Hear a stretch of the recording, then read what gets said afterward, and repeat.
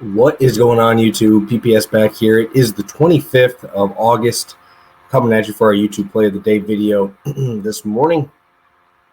Got two spots for us today. I also will be dropping a Pine Sports article here in a little bit, so make sure you guys are on the lookout for that as well. So make sure you follow me over on Twitter. And while you're over here, might as well smash that like button and subscribe to the channel. Got two spots that I really do like. And let's break down yesterday's play. Manny Machado did not come through for us. I think he went 0 for 5 yesterday. Irvin obviously crushed. I had Irvin probably 3 different ways yesterday, so every way cashed except for this one, obviously. I'm upset I didn't take Cedric Mullins. Cedric Mullins was the next guy on the list there. And obviously he had 2 hits. So, yes, that was frustrating. But I'm ready for today. I'm ready to break it down. I'm ready to kill it again here. So, obviously, we swept 2 days ago. We lost yesterday. Let's get to 4-1. Let's get to 4-1. Finish this week out strong. And like I said, we're trying to build up for football. Obviously, everybody knows that's the bread and butter here. So I'm very excited for that. But let's get into these two spots today. And we'll start off with this one. First one's going to be the Twins and Astros game in Houston. We're going to the Twins over 4.5 here. This is for the first 5. I should have put there it is. But we have Chris Archer on the bump versus Luis Garcia. And yeah, let's break down Chris Archer a little bit here first. So Chris Archer, second half of the season has been absolutely dreadful. 5.9 ERA, 14 earned in 21 innings. Really weird stuff though, because he's only allowed 16 hits. Right, 16 hits in 89 batters is actually pretty good, a 208 average. But this guy has 11 walks in 21 innings. We've seen a Twins bullpen that used their long relief yesterday and Devin Smeltzer. I don't think that they're going to have a long relief guy here. I don't know what they're going to do if he only goes 4 innings, which, looking at Chris Archer's track record, he's not going much more than 4 innings, especially against a team like the Astros who work counts, who take their walks, right? You have a very, very good right-handed bat up and down this lineup. You have left-handed bats that can hit up and down this lineup. Archer's a little bit worse on the road with a 4.24 ERA on the road. But looking at his numbers here, he really struggles versus righties. Righties is where he struggles to get guys out. He's got 232 average against here. But like I said, 19 walks versus righties this season. 6 homers in those, and out of the 43 hits, 18 of them, so almost half, are for extra bases. So when he gets hit, he's getting hit hard, and even against these lefties, the slugging is still about 350. You have very good lefties in this lineup. You got Tucker, obviously. You have Yordan Alvarez right up there as well. But these righties in this lineup are going to make it really tough for Archer. The Astros have that perfect balance where they have their 3 and 5 hitters as the lefties, enough in there to split it up where you don't get that same spot. Like when you face the Blue Jays and you have 8 righties in a row, right? All you have to do is get to that one arm slot, hit that spot, and you're good. Right here, you got to worry about Kyle Tucker, obviously all-star caliber player. You have to worry about AL MVP caliber player in Yordan Alvarez here. Very tough lineup to navigate. Obviously, we just saw Trey Mancini go yard yesterday and Altuve. So I mean, this is a very tough spot for Chris Archer, especially for a guy who has been struggling to find the strike zone. And Luis Garcia, 5 ERA at home versus a 3.2 on the road. Second half of the season, we're seeing a 5.2 ERA with a 274 average allowed. Not really encouraging here. His strikeout rate is down as well, 33 Ks in 34 innings. Just really not seeing what you want. In those 34 innings, 4 homers allowed too. Twins have a ton of power in this lineup. Both sides of the plate hit home runs off this guy. 10 homers to righties. You've seen 9 to lefties here as well. So the slugging is up. He's struggled since the second half has started. I think he's starting to run out of gas. It's probably because his mechanics take like 20 minutes to do.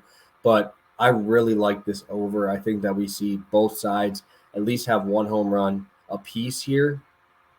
And I just cannot trust Chris Archer's ability to throw strikes.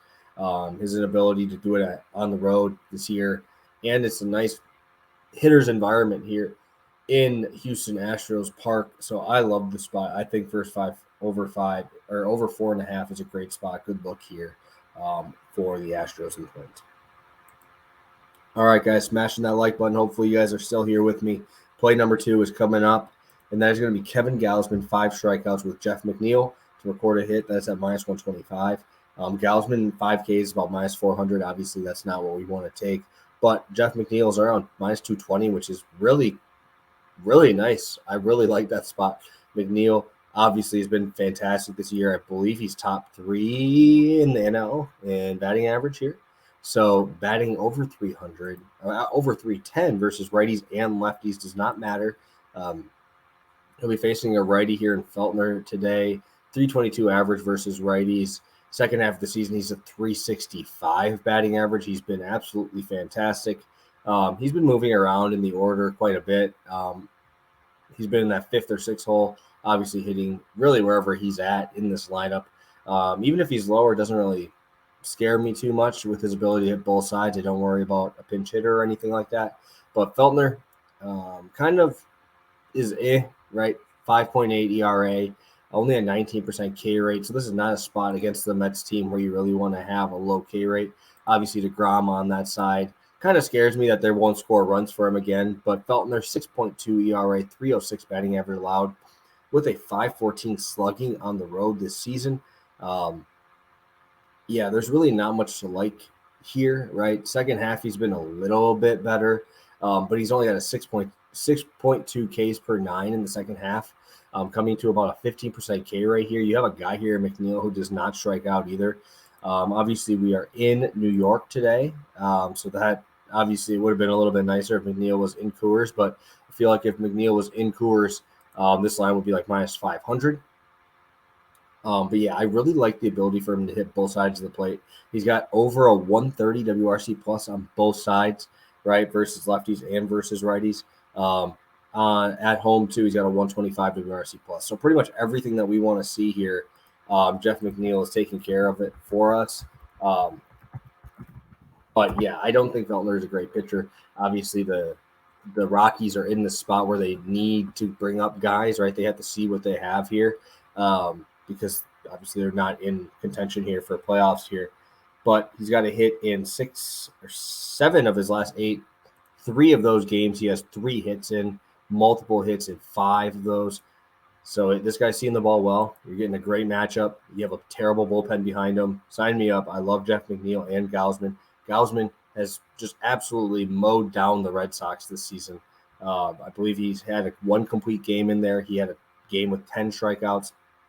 The splitter is back, right? You're finding that splitter.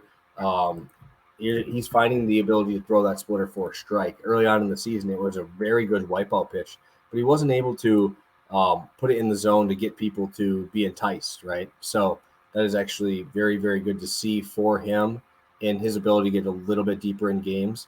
One thing that I thought was really interesting was his home road splits are crazy as well. 1.6 ERA on the road this season. That is fantastic.